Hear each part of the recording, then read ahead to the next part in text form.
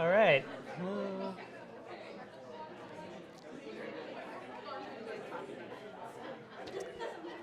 All right, hello. I think we're going to try and get started here. Hi, my name is Chad Hall. I'm an assistant professor in visual communication design, and I'm the UW Division of Design's newest faculty member. Thanks for coming tonight to hear Cennydd Bowles talk.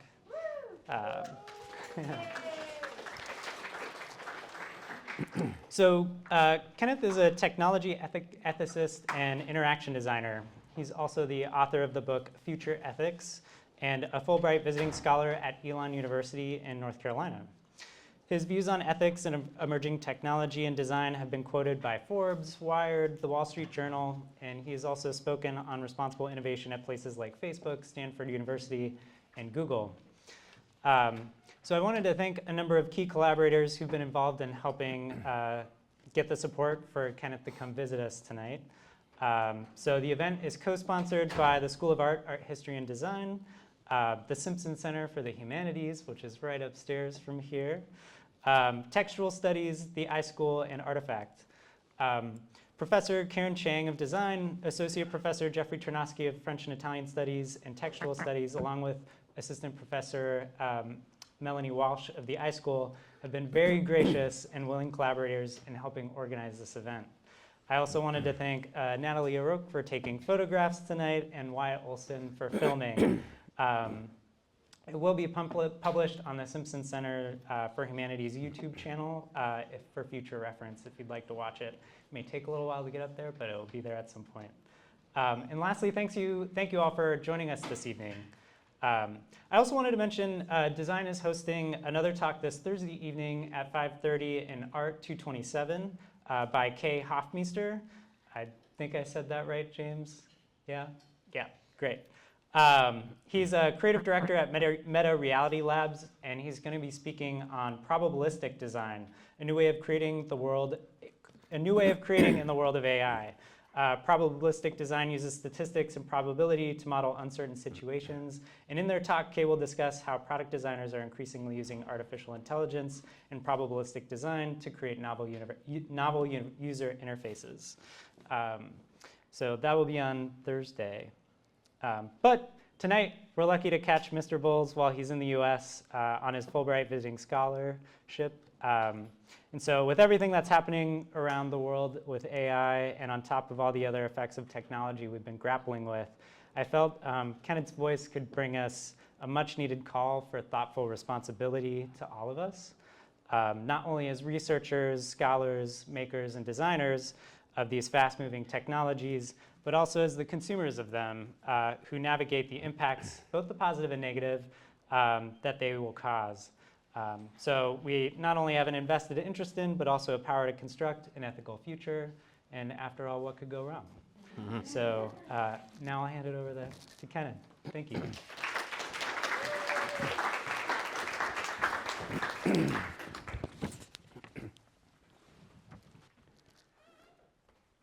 So thank you, Chad, and thank you to everyone involved in getting me here today.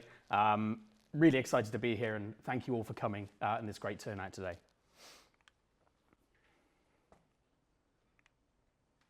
Okay, we're going to begin in 1974, when the pants were flared, the hairstyles were long, and a computer could, in some circumstances, fill an entire room. And I'd like to take you particularly to the US Office of Technology Assessment. A drab title, but a fairly important department. The Office of Technology Assessment, its job was to provide Congress and committees with expert opinions on science and technology issues of that time. In particular, they advised government on the short and the long-term consequences of emerging technology, be those social, economic, legal, ethical, whatever type of consequences they might be. So really, this office, this job that they had was to understand the repercussions of technology on society before those repercussions happen, and then to use that knowledge to inform policy and regulations.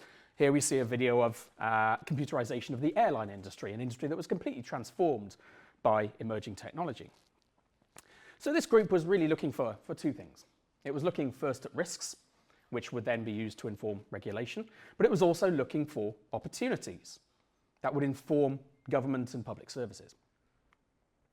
If we fast forward 20 years to 1994, the OTA was still a relatively small department. It had a budget of around $22 million and only around 100 staff. And in 1994, it was closed. It was shut down as part of sort of policy of the time of less government intervention in the market. And that's pretty much what's happened ever since. Today, presidents and congressmen and women listen to the billionaires rather than the policy nerds. This White House photo shows Barack Obama with Mark Zuckerberg on the right, who we all know. In the back, the fellow with glasses is Eric Schmidt, chief executive of Google. On the right is Carol Bartz, the CEO then of Yahoo. If you're not familiar with Yahoo, it's a site that... Well, actually, I don't know what Yahoo did. I don't think anyone really knew what Yahoo did or what it was for, but it was at one point worth $125 billion. Steve Jobs was also at this dinner, just 6 months before his death. If you ask these powerful executives of these technology companies what they want with respect to governance, generally, the answer is that they want to be left alone. So through the ongoing era of Silicon Valley's dominance, which arguably is coming to an end, but nevertheless has persisted for several decades now, the primary mode of governance has been self-regulation. The idea has been essentially that the industry is well placed not only to look after, of course, its own interests, but the public's best interest as well. Innovation has rather taken precedence, and the market has been left to handle the opportunities, but also the harms that come with it. I'm going to argue I don't think that's gone particularly well. These ethical scandals that we see on the screen here, I think they're actually now so familiar that I no longer need to go through them one by one. But one thing we do find is that this is actually a remarkably recent phenomenon. Just 10 years ago, the public strongly approved of the technology sector. Enormously high levels of trust and approval of the tech industry. You could observe this in pretty much every certainly developed nation and across the political divide as well. Uniformly high trust within the tech sector. It was really the middle of the last decade that started to change, and trust and other sort of approval metrics, if you like, have created since then. And again, this has happened across the divide. This is not just one particular political viewpoint that's represented in these stats. Now, when you drill into these attitudes, what you tend to find is a common theme, that people are mostly concerned by technology's effects on society rather than technology's effects on them. This is a nice little cute graphic from a UK think tank that ran one of these studies. And this is representative. People tend to claim or believe that the internet has actually been quite good for them, but that connected technology has had much less positive or much less clear effects on society overall. And we've now reached the point that in this same survey conducted by this same British think tank, that only 19% of people believe that technology companies design with the public interest in mind, which for me is a damning indictment of the industry that I've been part of for so long and how well it has protected the public, or how well perhaps it has not protected the public. Loss of confidence in institutions is, of course, a hallmark of the era we find ourselves living in now, of course. Professional futurists like to describe our current trajectory as VUCA, volatile, uncertain, complex, ambiguous. And when they do this kind of analysis, when they're talking about what constitutes that acronym, they tend to cross-reference and interlink a few mega trends. One is the end of abundance, mostly of cheap energy, but also you could say potentially abundance of water or even antibiotic effectiveness. This is sometimes brought into this equation. Related to that is the impact on equality and justice that will present. And then, of course, this is happening also against a backdrop of climate crisis, of rising seas, of natural disasters and pathogen release, of crop failure and unprecedented migration that is surely facing us in the decades to come. But the final trend that's inevitably woven up with this VUCA world is AI and automation. And AI, I find, is a curious term because it decoheres the closer you get to it. We tend to have a habit of moving things out of that label, out of that bucket, once they become mundane. In the early days of AI research, it was once hypothesized that chess would be the way we would tell if we meet the criteria of artificial intelligence. In 1997, Garry Kasparov, the then world champion, lost to Deep Blue in this famous event.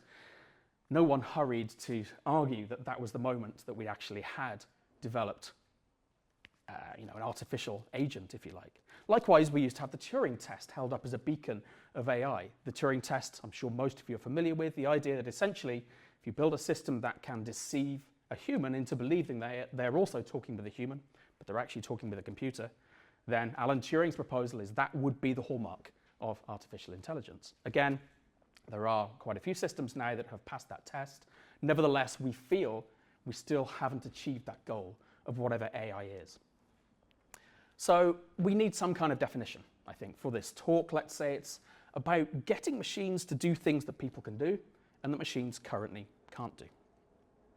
It's clear that we've seen an enormous acceleration in those capabilities, in what fits that particular criterion, even in the last 18, 24 months. And I personally find the acceleration that we've seen recently in AI, particularly in generative AI, I find it simultaneously the most sensational and the most saddening technological leap that I've witnessed in my career.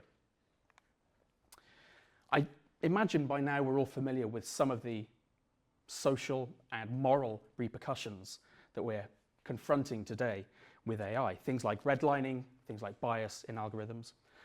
We're doubtless familiar with, for example, a Compass crime prediction algorithm.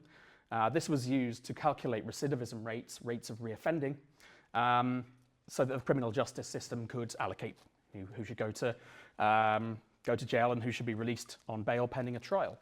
And it was found by a ProPublica analysis to be biased against black people, and said they were more likely to reoffend than their white counterparts.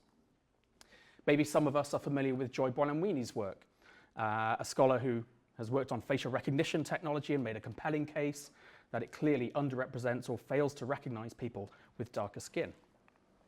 Perhaps we're familiar with things like the Google Sentiment Analysis AI, a fairly primitive system that's been upgraded and rather replaced now, but that nevertheless said that being a Jew or being a gay black woman is worse categorically and mathematically than being a Sikh, for example. So one way to counter this is we could argue what we need from these systems is explainability, that we ought to be able to request on demand an explanation for why this decision has been taken. So essentially opening the black box so we can understand what's happening inside these systems. One problem is that these systems are mostly neural network based, and this is actually a very difficult problem for neural network based systems. For a start, the models are commercial secrets.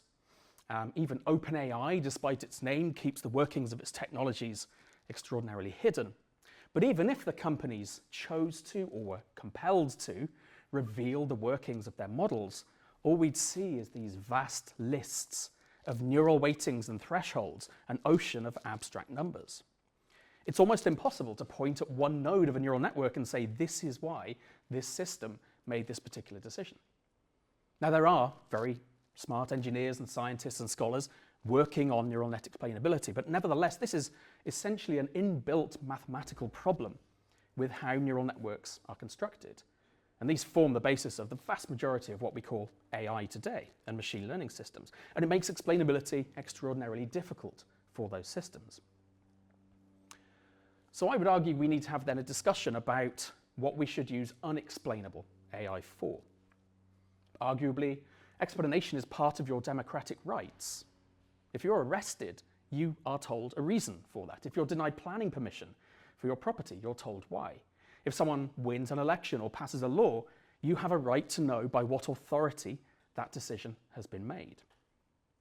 So as automated decision-making creeps more and more into our lives, I think we have an obligation to ensure that decisions that have significant effects on people's lives are explainable. And if technologists or if their AI systems cannot provide those explanations, I would argue ethically that they shouldn't be used at all. This also poses a problem, however. If we achieve this goal of explainability, that opens up possible new threats. By explaining how a model works, we actually introduce a risk that people might trick or manipulate that system into giving it a particular output. So here we have researchers who've 3D printed a turtle, which is recognized by a Google image recognition system as a turtle and recognizing it from any angle. They then modify the printout so that the computer vision system believes it to be a rifle. Now this change is very skillfully done. We can't see it with the naked eye, but because they know how that system works, because explainability has been built in, I think it might even have been an open source system, I'm not sure on that. But nevertheless, researchers knew enough about the workings of that system, essentially to hijack its operation, to make it look like something else. I would imagine that the implications are very obvious to anyone, particularly in something like a military or a public safety context. And even a fair and accountable and transparent and explainable AI can still be morally repugnant. My favorite ever paper on artificial intelligence actually came from this very university. It came from Oz Keys, Jevon Hudson, and Meredith Durbin. And they describe an algorithm that is used to choose which of the elderly are taken by drones and minced into high nutrient slurry to feed the living. And the authors, they spot some problems with this algorithm. Notably, they point out that it's biased and unexplainable. So they suggest numerous changes, as the literature urges us to do. And the result of this work is that this algorithm, which is used to choose which of the elderly are taken by drones and minced into high nutrient slurry, is now far more fair, accountable, and transparent. Now, there are some people who say that really that's the primary focus. We should be looking at the impacts of contemporary artificial intelligence and not get distracted too much by some of the rather more future-gazing and to some more fanciful implications of AI. Now, I think there's some merit to that argument. I think maybe some people do attempt to point at the far future issues surrounding AI as an attempt to deflect from some of its present problems.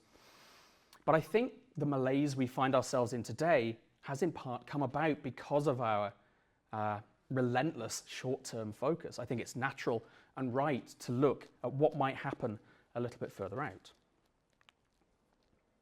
General AI, the idea that we might create a human-level intelligence that can be applied to any problem that you can throw a human at, this is an explicit focus for certain companies. OpenAI, for example, have made it a literal part of their mission, is to bring about, I think they say, beneficial general intelligence to the world. So it feels entirely appropriate to ask what that scenario might look like. I think it's no exaggeration to say if we do get something like a general artificial intelligence, that it could, and probably would, transform every aspect of human existence. Essentially, we can fire up more, I don't like calling them brains, but you understand the metaphor, fire up more brains on demand for any task, potentially with mind-blowing results.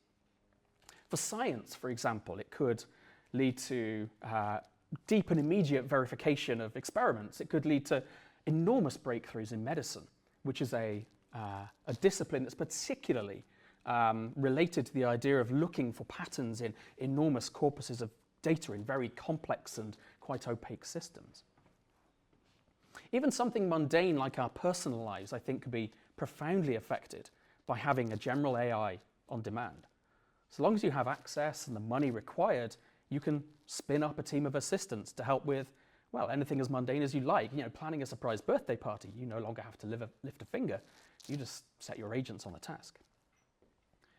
The question then, of course, is, well, who will have access to that sort of power? When have the benefits of technology ever fallen evenly? Most likely they will fall to the richest in our society first.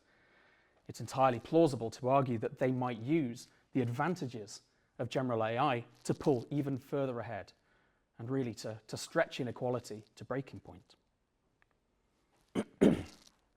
Another question, of course, that comes up is whether a general intelligence would be used to augment human capabilities, as we're often promised, or whether it would replace human capabilities. My personal view is that the threat of disemployment is very, very real. Now, some people do contest this. This is not a widely agreed upon statement.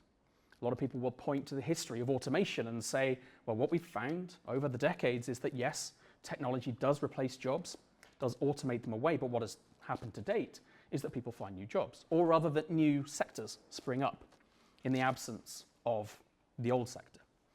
And certainly in the West, for example, we've seen that's been one of the big drivers away from a manufacturing to a service economy has been this physical automation. The problem is it's not immediately obvious that cognitive automation, which is really what we're talking about here, that it would follow the same curve as manual automation. So if we approach something like a human-level artificial intelligence, one of the big problems is the AI is likely to be better than or as good as us, and very likely cheaper than us, for the next task as well. And the next task, the next sector, the next industry, might be stifled before they begin, or rather, human involvement in them may never happen. So I think there is a legitimate risk that we end up in a world with no jobs, but we haven't yet developed socially and economically enough to understand what a post-work world looks like. I think that's a potentially fraught and problematic scenario if we are unable to handle those contradictions. We also have people talking about the further reaches, if you like, of what artificial intelligence may end up doing. If we create a general intelligence, some argue then a superintelligence that exceeds human capabilities will be not far behind, perhaps even a matter of days or weeks. This is famously talked about in Nick Bostrom's paperclip maximizer experiment, which I'm sure many of you are familiar with. The idea being that if we don't achieve what we call value alignment, things might go rather wrong.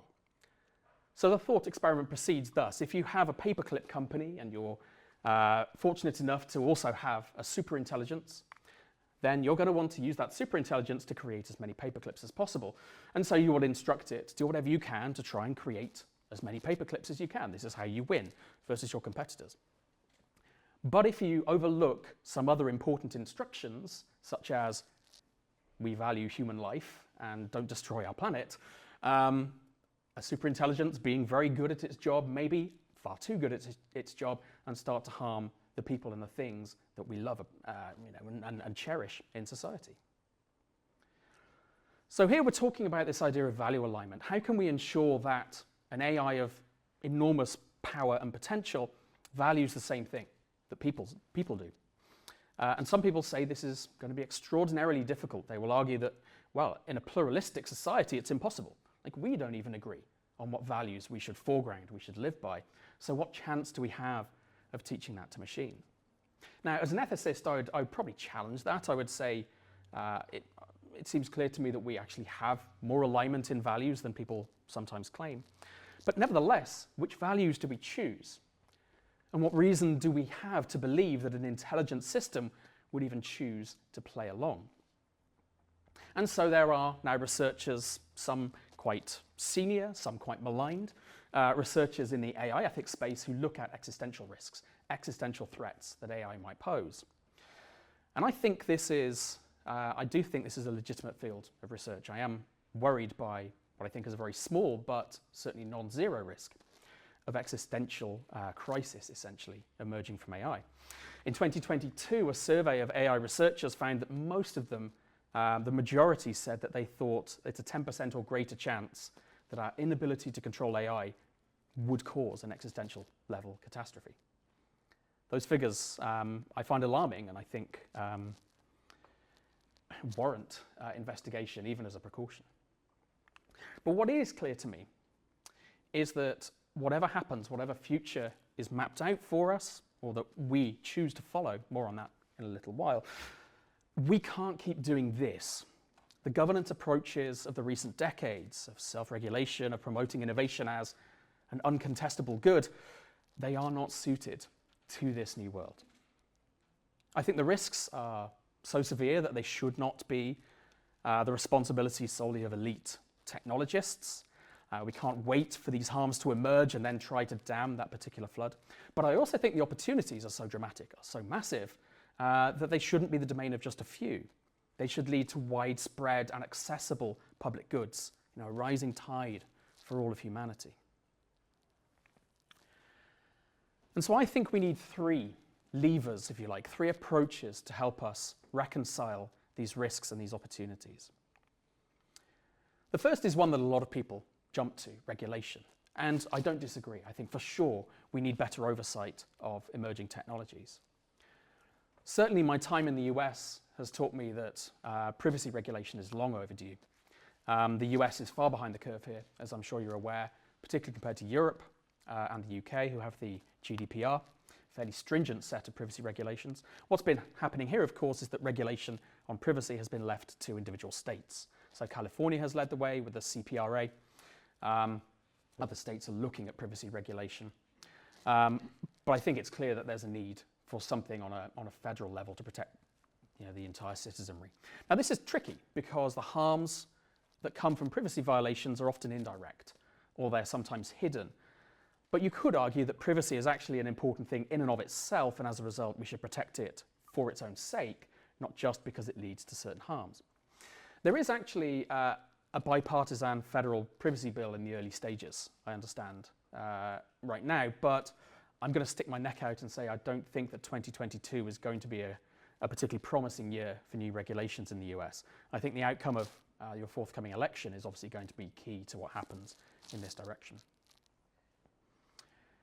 It's clear to me also that the risks of facial recognition need to be addressed as a priority globally, not just within any particular nation. There is a real risk that with facial recognition technology we are building the infrastructure of authoritarianism, particularly in criminal justice. There is a risk that we're creating what I might call dragnet policing, where we can simply set a system on a particular location and build an automated network of people's identities, locations, movements, and even friendships. And what's even more concerning perhaps is if we have sufficient storage and if we have high definition enough surveillance cameras, we can do that retrospectively. We can look back at the records and find out with whom people previously associated, going back potentially through years, building quiet maps of people's friend groups at distance and without any kind of consent. And the consent issue for me is key here. One of the main tenets of policing and of criminal justice is the idea of policing with consent. It sort of underpins, I understand, a lot of policing strategies across the world. I would argue there's very little consent involved in the use of some of these technologies. The UK is particularly fond of some of these systems, having, you could say, broken free of the shackles of the EU, but you could frame it different ways as well. Having left the EU, the UK is free to experiment in new ways when it comes to privacy and policing. And right now there are many trials in central London, in South Wales and so on, of facial recognition technology. If you go in Piccadilly Circus in central London on a particular day, there may be a sign alerting you to the fact that facial recognition technology is being used by the police in that space. You have no opportunity to opt out. Your only opportunity to opt out is not to go into Piccadilly Circus. This fundamentally violates the idea, I think, of policing with consent. I find this hard to accept ethically. Now, there are also some legal challenges to this. There are certain cities that have banned the use of facial recognition for policing and for government use, but there are still many trials ongoing as well of the technology. And the EU, of course, has started to regulate against some of these uses as well. Their new AI Act will clamp down a lot on some of these emerging behaviours. Nevertheless, we will also see automated decisions creeping into other high-risk and high-impact cases. Things like policing and sentencing, obviously, these systems are already being used. But I think there is an imperative here to balance out some of the power here to prevent cases of severe injustice, essentially. I think there ought to be rights established for people to contest or to demand at least human decision-making in any situation that deeply affects personal liberties. So yes, security and policing and sentencing, but also things like employment offers and financial lending. If those are being made solely by algorithms, then I think we ought to reserve rights for individuals to contest or to challenge those decisions. But perhaps where I'm most interested in, given my background in industry, is what change we can affect as practitioners as well. How the industry can start to point itself in a better direction. There are some people who say that surely regulation is what we need, that there's no point letting the industry try to fix this mess anymore. What we need is top-down approaches. But I think despite my, I see the appeal of regulation, I think it's necessary, but nevertheless for me there will always be space, an important space, for technologists to improve their own behavior as well. I think the law is a particularly bad moral baseline. There are many legal acts that are immoral. Jacking up the price of life-saving drugs, for example, would be one. There are many moral acts that are illegal. Stealing a loaf of bread to feed your starving family would be one. So this conflation, I think, is not particularly helpful. There will always be a gap between the permissible legally and the morally desirable, if you like. I refuse to believe that we should have the law as a moral baseline, because essentially that means that excuses every behaviour except the criminal. I don't believe that's right. I think we have to have headroom to try and differentiate, to excel, to be the best that we can possibly be. So I think we always will need practitioners and future technologists to uphold better standards, to push for ethical change inside companies. This has historically been rather difficult. It might be easy to jump to an explanation of, well, yeah, this is a natural trait of industrial growth capitalism, if you like, that we've tended to prioritize profit over values. And certainly that's true to an extent. There are certain sectors where this is more prominent. There are even certain states or certain cities where this mentality, I think, is more prominent. But I think this orthodoxy is hopefully starting to become a little bit obsolete. There's certainly mounting evidence that people, customers that is, the general public, want value-driven organizations and will pay to support those organizations with their custom and with their loyalty. But I actually think there's something deeper going on here. I think there are some foundational assumptions within the technology industry that underpin this, that make it quite difficult to push for ethics and responsibility.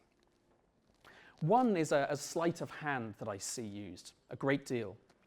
Technologists often argue that they shouldn't be held too strongly accountable for these kind of mistakes because they didn't intend them. They didn't mean for any of this harm to happen. And I believe them. They absolutely did not. The technologists I know genuinely want to make the world a better place. As I say, though, this is a canny sleight of hand, because what they're trying to do is to equate unintended and unforeseeable. And in truth, there are many consequences of our actions that we may not intend, but we could reasonably foresee. The problem is the industry is generally not doing this. Despite there being proven methods, techniques that we can use to anticipate the potential consequences of our decisions. We can draw particularly from the field of future studies, which is a field that combines and sort of sits across education and philosophy and sociology, psychology and economics, and it sort of looks at real life practice and tries to draw by analysis or by depiction of various futures, draw out different paths ahead so that we can discuss whether these are viable, whether these are good, whether these are preferable. Now, if we do that kind of work inside teams, then we will certainly still miss things. Absolutely. There's in fact a law of unintended consequences that argues you will never anticipate them all. Things are always used in new, unexplained ways. But even half, even 30% right now would be a start. And given how rare this type of work is inside companies, I'll take that for now. One of the reasons this is so difficult is because it goes against the grain of how current technologists think, essentially. Prediction is very much out of favour within industry. We have instead the lean and agile ways of seeing the world, which are, they started off essentially as methodologies for building software or for manufacturing products. I think they've become bigger, they've become ideologies actually in their own right. But these are deeply empirical methods. The idea, particularly of lean, is that you don't really talk about future states so much. That's seen as just wild speculation. Instead, what you need to do is gather data about the world through making. So you build, measure, learn, you build, measure, learn, you repeat that cycle very, very tightly.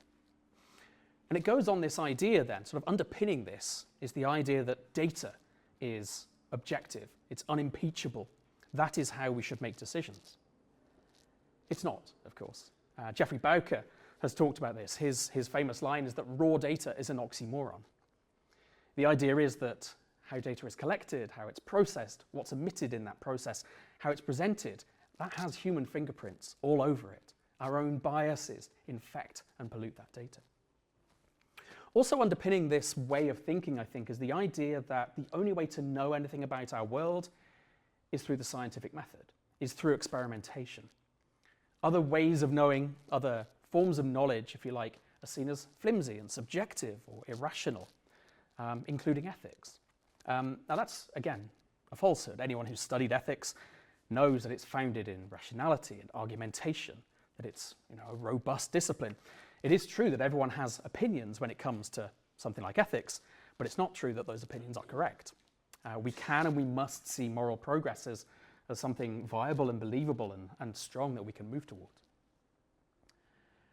Now, credit where due, there are some companies who are starting to practice some of these things. Particularly the larger companies have started what they call red teaming. This is essentially trying to understand vulnerabilities and risks within their systems before they release them. And this is the sort of thing, I suppose, I'm arguing for. So OpenAI red-teamed GPT-4. The way they did this was they hypothesized what risks might exist from looking at their previous releases and focused there. They then recruited 41 external researchers and professionals across a variety of domains, and they tested early versions basically and looked for risks and harms that resulted or problematic things the engine or the system was spitting out, and then tried to mitigate those. And to their credit, again, they also published findings. They published information about how frequently that occurred, what their strategies were, and so on. DeepMind have tried to do this as well. Now, of course, DeepMind, being Google, they did this with an AI. So they built a hostile language model to try to create a test set of questions that would bait Gemini to say harmful things. So essentially training an AI to train an AI to say objectionable responses. And they argue that it outperformed humans, that it was better than us at trying to do that. I'm not sure whether that should make us feel at ease or not, to be honest. But nevertheless, this is DeepMind. I wasn't surprised to hear that's how they did it. Anthropic, the AI company, they were so concerned about terrorist use cases, they actually consulted with biosecurity experts to evaluate whether a bad actor could use their AIs to cause biological harm to other people. And this is theoretically possible. So there's a paper published in Nature Machine Intelligence, going back maybe a couple of years now, in which researchers made an AI that they used to search for drugs that would be beneficial to health. And out of pure curiosity, they decided what happens if we flip the switch from a +1 to a -1 to create compounds that would be harmful to human health, essentially changing the incentive of the system. And then this generative AI system invented 40,000 new compounds, including close relatives of VX gas, the deadly neurotoxin. So this is why Anthropic was so concerned with that as a vector, essentially, that people might use this technology to create new toxins that they called in biosecurity experts to help mitigate that risk. Now, this kind of work, I think, is laudable. I think it's praiseworthy. I think it's generally a very good thing, but it carries with it a certain change of attitudes. I think it requires a certain humility. My experience working with the tech sector is that there's a frustrating tendency sometimes among technologists to think they are the first new explorers on any shore. They tend to be a fairly ahistorical discipline and tend to have sadly overlooked or ignored the work of scholars and philosophers and writers and artists and critics who've been looking at and talking about the social implications of technology for decades. And my experience has sometimes been that these experts have almost been sort of watching from the sideline as the industry has been flinging itself into the same walls again and again. So I'm always keen to impress upon technologists the need to learn about these other disciplines, to be broader in their perspectives, to learn about ethics in education and in their career, to talk to ethicists. They are humans, they're strange humans, but nevertheless, they are beneficial to this kind of conversation. And likewise, technologists are also slightly strange humans. So it's sometimes an interesting mix to put them together. This is a field that's all about trying to learn from each other. And this is, I think, how we mitigate some of these larger harms. I can tell you that this work, however, still feels like you're walking into severe headwinds. The technology sector is so committed to the idea that it's a source of positive change, that innovation is progress, that it is still hard to challenge. People like me sometimes get accused of being anti-technology, of being an obstacle to progress, of being a Luddite. It's absolutely not true. I do this because I love technology and I want its impact, therefore, to be as positive as they possibly can be. And so I see ethics and responsibility in technology, I see them as radical optimism. I see a community choosing to pursue a future that brings the benefits of technology and AI to everyone, that doesn't leave social impacts to just a few people or the whims of the powerful. So I see this sort of commitment to values really as a trellis. That's the analogy I like to use, that the products and the services of the future will take on the shape of the values that we decide upon today. And I think this is the big upside for business, right? It's easy to concoct business cases, to point to surveys of consumer appetites to justify this work. But I think the real benefit is a commitment to responsibility, a commitment to ethics today translates quite simply into better products. Products that treat people with respect and that will stand out in a marketplace full of exploitation. And they'll do so in a way that I think will command loyalty for life from many, many people. The final piece of this puzzle is one I'll sort of skip over slightly because it's not really my source of expertise, which is how we bring the public into this conversation and have them not just as consultants or research participants, but as true partners in this process. I think these first two steps are very likely to miss the mark without the participation and involvement of the people who are most affected by these systems, the general public. I think it's a big mistake to see AI, therefore, as just a tool. It's a set of techniques and technologies that might have some of the most profound social and economic impacts that we could imagine. If we see AI purely as a technical issue, there is a risk that we see only technical solutions and that we appoint technologists, therefore, to fix these problems. This is what I call a technocracy trap. Now, my view is these people aren't often well equipped to handle some of these challenges through no fault of their own. Data scientists and PMs, product managers, and so on, generally highly intelligent and curious people, but I've tended to find they lack the worldly wisdom to really be able to anticipate all of these impacts. They're not politically astute also to manage things like the public engagement or to handle the complexity of inputs that they'll get from this type of research. So I think we desperately need more participatory, more democratic approaches to building technology. AI is a statement about the future, and the future affects everyone, so it's surely then fair to give other people a stake in that future. So we're going to need new creative approaches for this. Partly this is a matter of politics, partly a matter of policy, but also specific engagement and research methods for technologists and teams. One important reason I think for this type of participation and involvement is it becomes very easy to overlook the impacts that a technology or a product might have on someone who is not in the room, essentially, particularly an underrepresented individual in the wider sense. Northeastern Uni scholar Sasha Cassandra-Chock says it very nicely: if you're not at the table, you're on the menu. And so the design justice methods that Sasha espouses are, I think, really quite central to this participation. As I say, rather beyond the scope of this particular talk, but I would urge you to look into their work. So I think these three features, these three levers we can pull, I think all are necessary. I think not one of them is sufficient alone. I don't want to understate how dramatic a change I think this might be. It also, for me, involves almost a surprising act of rebellion, if you like.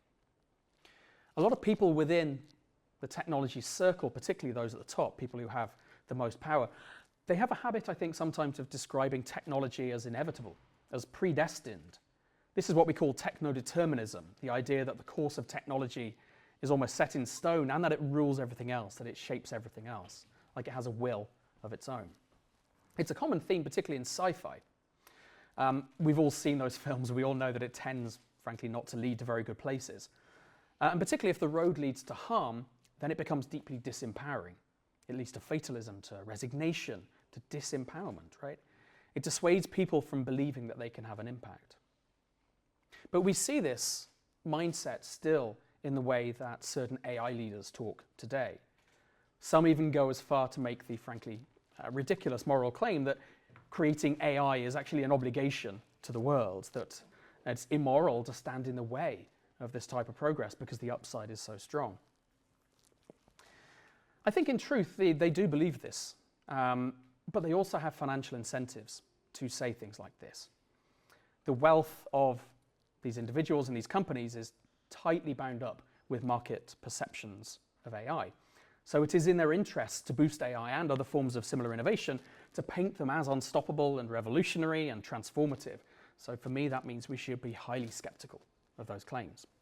I don't think we should stop AI, but what comes next must not just be down to these powerful executives. We should all be able to contribute to our preferred future. And that needs these actors I talked about before. It needs governments and regulators. It needs motivated technologists pushing for change inside their own companies and externally, and it needs a public deeply engaged with and interwoven in that process. I want to return to sci-fi to close, and the words of the famous AI ethicist Sarah Connor from Terminator 2. And she's racked with guilt in the film, right, about her role in the future collapse of civilization, which is revealed to her. But she realizes she has the power to change it. She realizes that technology is not predetermined. It doesn't have to be the whims of the few dominating the desires of the many, that human agency and human control still matter. Now, I may disagree with her methods that she then comes to, but the point is valid. The point is true. There is no fate but what we make. So I urge us to do whatever we can to make that fate a good one. Thank you for your time.